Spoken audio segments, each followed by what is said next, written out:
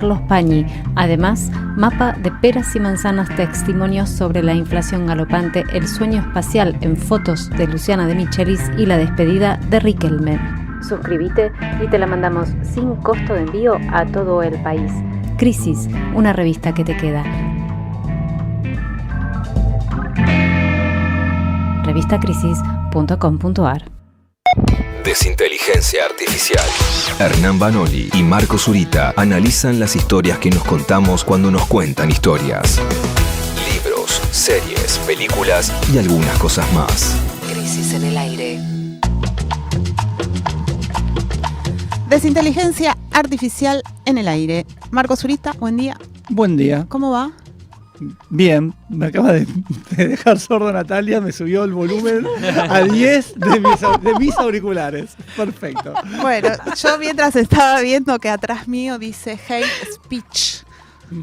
Hater stalker. Bueno, Hernán Manoli, ¿cómo estás? Hola, Jimena, ¿cómo estás? Bien. Palpitando ya el día anterior a la fiesta de democracia, así que contento. ¿Cómo estás para la fiesta en la democracia? ¿A qué hora vas a votar? ¿Sos del que va a las 8 en punto o a las 17:50?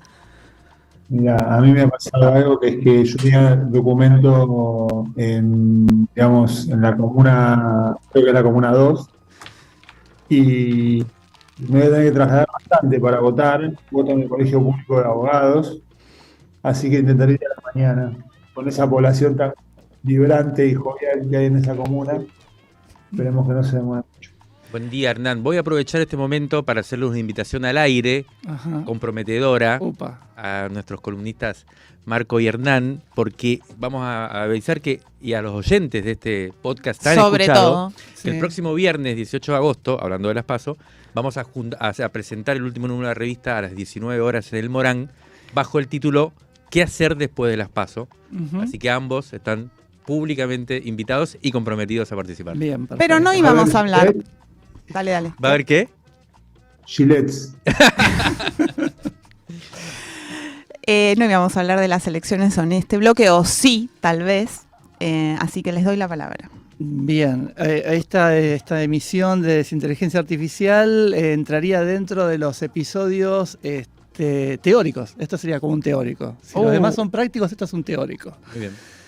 A partir de 2 notas, columnas o textos, o como querramos llamarlo, de Diego Vecino, que publicó en revistapaco.com, que se llaman ¿Por qué odiamos en redes sociales?, que lo publicó el 23 de junio, y otro texto que se llama Capitalismo desencantado, del 7 de agosto, más reciente, y que dicen muchas cosas como para poder tirar de ahí y charlarlas. Así que bueno, le voy a dar la intro la post-intro a Hernán. Bueno, sí, a ver, son 2 textos que salieron, como bien decía Marcos, en la revista Paco, que es una revista, digamos, donde todavía hay reseñas y se trata de pensar algunos temas con algunos ensayos así, temas muy, muy variados, casi siempre vinculados a lo actual.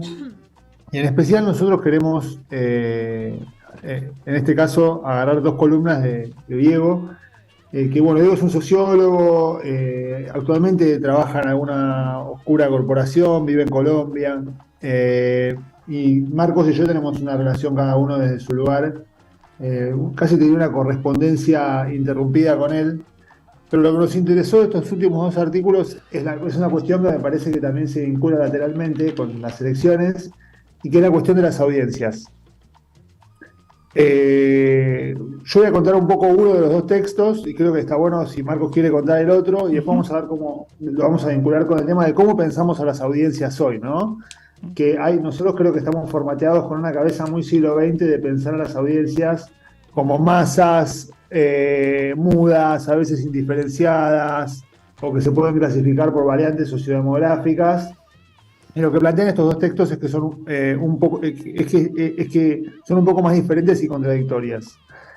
Los 2 textos empiezan en base a una anécdota. El que voy a contar yo empieza en base a la anécdota de una campaña de Bud Light, de la marca de cerveza Light en Estados Unidos, que venía perdiendo identidad y después de la pandemia decidió hacer una acción de marketing, una nueva VP de marketing que tiene la empresa, decidió hacer una acción con una persona trans que venía teniendo muchos seguidores, mucho engagement en redes sociales, que se llama Dylan Mulvaney.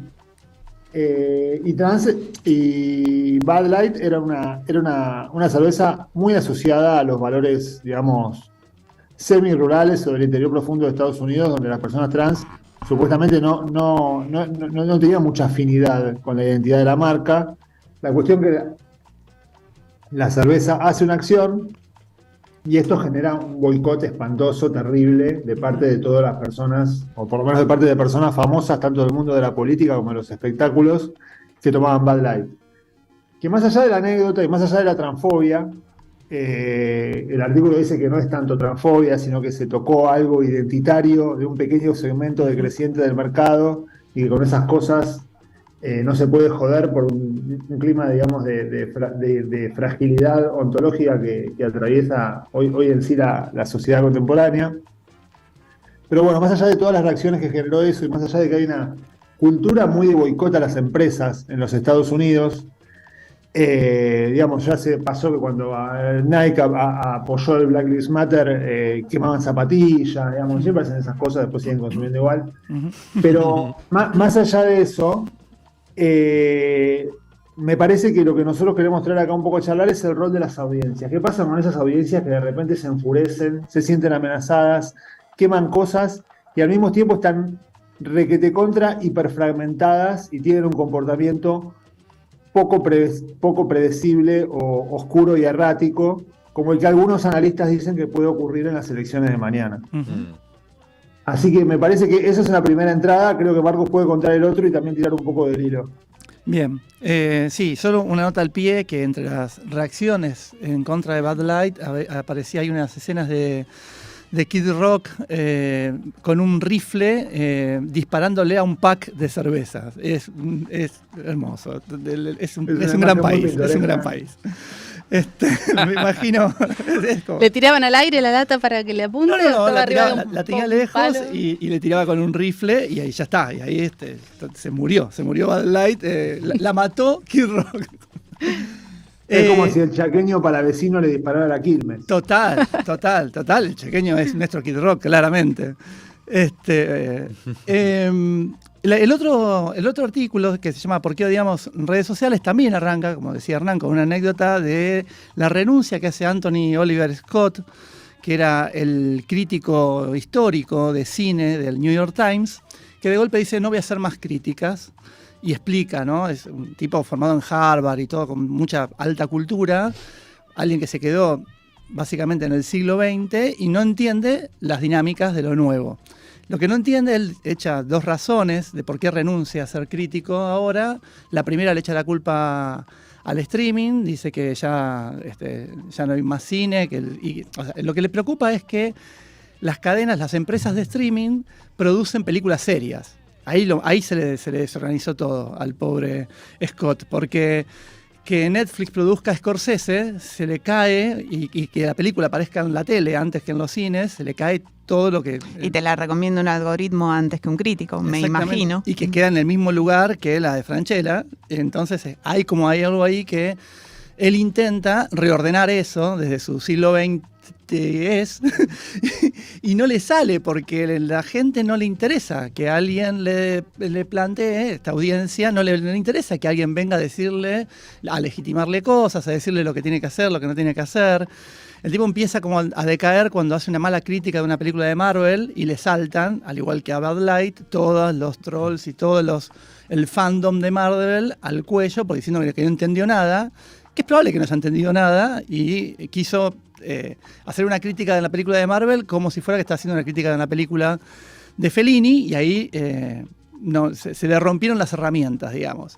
Lo curioso es que la anécdota termina que esta persona renuncia a la crítica de cine y se va a criticar libros, que dice que los libros todavía es un lugar... O sea, y después va a terminar criticando, no sé, filosofía. Ya le van a caer los fandom de algún género de terror o algo así. Nadie se sintió seguro ahí. ¿Te imaginás que habla mal de un libro de... No lo digas. Y aparecen los trolls? Es que me dan ganas de mandarle un mensaje. Que no venga a la Argentina a hacer crítica de libros porque está muerto. No te leas nunca un libro de ME. Bien. Y en el contexto de ese, hay una tensión ahí, a partir de lo que esto aparece, es esta cuestión de esta idea de la alta y baja cultura, que en un momento casi que avanzaba en la crítica cultural de todo el siglo XX, medio que está venida menos, porque ya la gente reacciona justamente identificándose con los productos. Ya nadie quiere sorprenderse, ni que alguien le ordene, que alguien le explique una película, sino que simplemente es: esta película está buena, y de hecho está buena antes de verla. Es la mejor película que vas a ver. Claro. Ni siquiera está buena. No. Es una No, gran y después película. Voy a hacer yo un video en mi TikTok explicando por qué yo, que vi 400 películas de esta saga y me leí 400 cómics, encuentro cosas maravillosas en esta película. Y es como que cada espectador tiene su teoría, cuyas categorías de interpretación no pueden salir un poco de los que propone la obra, ¿no? Claro. Sí, no hay posibilidad de correrse. Y la otra gran idea que aparece en este texto de Diego es el hecho del odio como el nuevo motor de todo esto. O sea, y entonces hay como un espectador o una audiencia. Voy a decir espectador porque lo de audiencia me quedé pensando. Vanoli arrancó diciendo que va a votar en el Colegio de Abogados y después empezamos a hablar de audiencia, se judicializó la columna. O sea, este nuevo espectador que no espera nada, o sea, solo espera que esté todo igual que siempre para él sentirse tranquilo, para que su identidad con ese producto no se rompa, claro. Y entonces no salga a quemar zapatillas porque de golpe Marvel se volvió una película de Carpenter. Entonces eso no tiene que pasar. Y ahí hay algo del odio, y ese odio que todo el tiempo se fomenta, cita a muchos autores, cita a Ahmed en ese momento cuando habla del odio, Vecino, y lo que habla es la idea de que el odio todo el tiempo tiene que estar en ejercicio. O sea, al contrario del amor, que uno supuestamente, cae el amor y dura un tiempito, más o menos.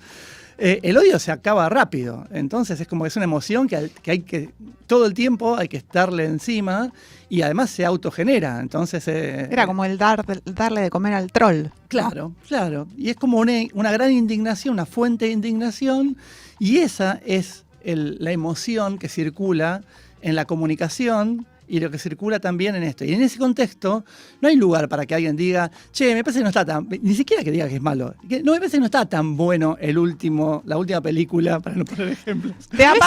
Les ha pasado a ustedes acá en columnas, ¿no?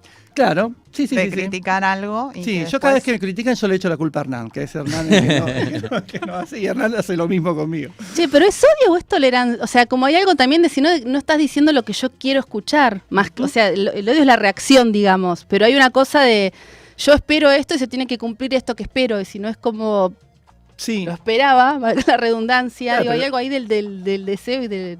Sí, pero lo que está ahí atrás, me parece a mí, al menos, es una identificación. O sea, al caerse las identificaciones más tradicionales, o sea, si ya no creo en Dios, creo en Thor. Entonces, si me hablas mal de Thor, voy a saltar como cuando se hablaba mal de Dios hace... Ahora, qué loco, porque lo que me surge como primera imagen, hay un montón de temas acá, pero... Lo que me surge es que esa misma audiencia o espectador tiene una relación distinta con la política, ¿no? O sea, con el consumo tiene una relación de no me toques lo que consumo, y es una cosa más conservadora, y todo lo que sea un llamado a pensar de otra manera o a repensar eso es como resistido. Mientras que en la política parece ser todo lo contrario. La exigencia es que un cambio muy posiblemente de ese mismo espectador, ¿no? O sea, que sea como el odio está puesto en transformar, en que venga otra cosa, en que no. Quizás lo que no hay muchos, perdón, ya te dejo, Hernán, quizás lo que no haya mucho es hoy en día una identificación así tan franca y relajada con una figura política. Salvo las figuras, no sé, qué sé yo, los fanáticos de Milei o gente que de golpe pero también son primaveritas, ¿no? No sé. Sí, a mí me parece, Mario, que con lo que vos decís de la política, estás tocando justo un punto que yo creo que es central en lo que comparten un poco los dos artículos, que es por un lado una cosa que ya dijo nuestra vicepresidenta, esta cuestión de la superfragmentación, ¿no? Como que hoy estamos más fragmentados que nunca. Y después, por otro lado, esta cuestión de la ambivalencia, del grupete de fans o de las audiencias, claro. ¿No? Porque por un lado, nosotros tenemos que están cada vez más pendientes de lo que les proponen las megacorporaciones, ¿no? Esta cosa que decía Marcos, de que Anthony Scott denunciaba que estaban atrapados por el algoritmo de Netflix o de la plataforma que vieran, y eso rompía un poco ese pacto acontecimental que había antes con el producto cultural, que era, bueno, yo elijo esta película y me voy a clavar 3 horas viendo Oppenheimer, que es una porquería, pero porque lo elegí y porque quiero estar ahí. Claro. Como que se rompe un poco esa idea. Entonces vos decís, bueno, están cada vez más atrapados por las megacorporaciones, pero después por otro lado son cada vez más críticos también. Incluso el fandom es un fandom que es expulsivo con el que viene de afuera, pero al interior del fandom, y me parece que esta es una de las tantas paradojas, hay mucha discusión. No es que están todos de acuerdo en que el producto es bueno. Hay discusiones sobre los caminos que van tomando los personajes, pero tiene que ser en los términos de, tenés que haberte visto, como decía antes, las 25 películas. Y ahora, esa gente al mismo tiempo, digamos que cuando uno los mira de afuera dice, no, estos son fascistas, ¿no? Esta discusión de si son las turbas fascistas que espantaron a Anthony Scott. Hacia adentro, lo que plantea un poco Diego es que son muy cínicos y que tienen una cosa que se llama el hate watching, muchas veces, que mirar cosas solo para odiarlas y para despreciarlas, ¿no? Y tienen una cosa como de grupos que tienen una relación problemática con la industria, valores que muchas veces, en muchos casos, vienen de la contracultura izquierdista de los 60, ¿no? Como una cosa de bohemia, de antimaterialismo, de individualismo, de posmodernismo, etcétera, pero unida al mismo tiempo después a que, por ejemplo, pueden optar por un candidato de extrema derecha solamente porque les resulta pintoresco, ¿no? Es como un tipo de cinismo y que tiene que ver con esta cosa que también las corporaciones detectan, y que es que lo que produce valor es la viralización, ¿no? Ya no se busca grandes cantidades de audiencia en promedio, sino se busca el trending, que algún tema se viralice, que se hable de eso. Entonces me parece que, bueno, que esta ambigüedad en las audiencias es lo que nos hace pensar, cuando charlamos con Marcos un poco sobre esta columna y avisamos que esto iba a ser una especie de teórico, pensar cómo uno incorpora, ¿no? Tanto análisis político, en el caso de lo que vos hablabas, Mario, como en el caso nuestro, que hablamos un poco más de cosas un poco más frívolas. ¿Cómo incorporás esa audiencia que es activa, es ambigua, es paradójica? Para muchas cosas puede llegar a parecer fascista, pero para otras no lo es, ¿no? Sí, la viralización justamente está motorizada por el odio y su prima hermana, la indignación, ¿no? Sería, y es eso, no son fans que aman a alguien. El otro día llegó un trencito de la alegría cargado de fans de Luis Miguel con una bandera. Tuve que explicarle a mi hija el concepto de Luis Miguel, el concepto de fan de Luis Miguel, todo eso. Y había como una cosa de devoción y demás, y donde ahí, si uno lo piensa, perdón que traiga a Luismi, pero y a sus dobles, pero hay algo, bueno, justamente esto, ¿no? Se arma una polémica de que si sos un doble, no sos un doble. Obvio. Los fans eso no lo ven, esos fans del siglo XX no lo ven.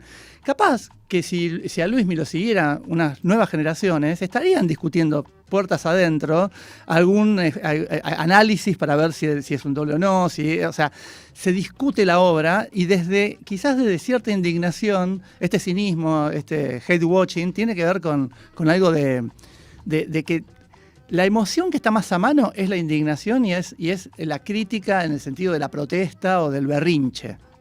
Casi diría. Sí, eso es lo que pensaba, que lo que entiendo, ¿no? Que se está describiendo como una suerte de cultura de los fans, un poco ha derramado también nuestro modo de estar en las redes, y que incluso me parece que a veces, bueno, a mí me pasa, ¿no? Que hay que autorregularse, o sea, hacer autoconsciente que vivimos en eso, porque si no, una también se ve arrastrada por esa cosa de me indigno con... Sí. Cosas. Sí, te indignás con cosas, suena la campanita y decís, no, y abrís callate. Twitter, es eso. Básicamente es eso lo que está pasando. Pavlovianamente. En especial, Jiménez, nosotros que estamos mucho en la red de la indignación, ¿no? Que es Twitter, que está como paradita para eso. Claro, si no lo haces autoconsciente, pasás a ser un indignado todas las mañanas, es así. Muy interesante, che. Me quedo pensando muchas cosas sobre... Yo tengo la sensación de que estamos como empezando a un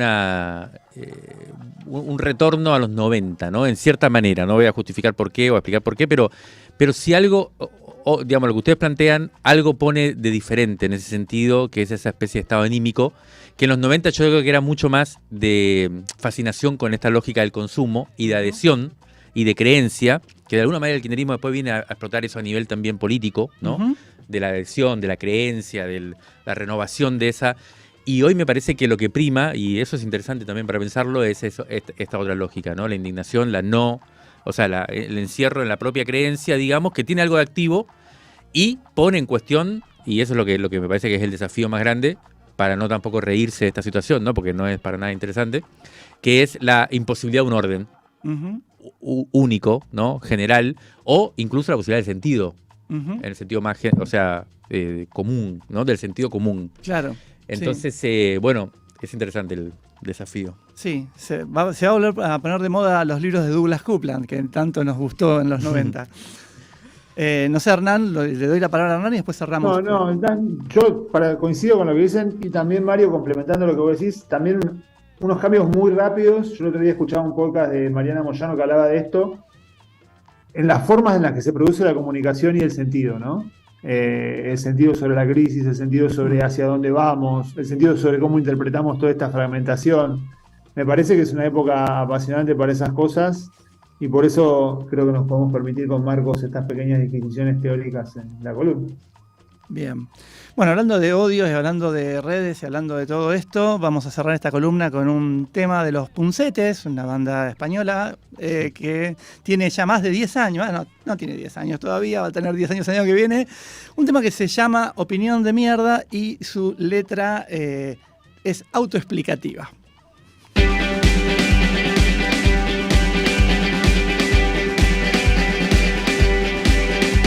Que no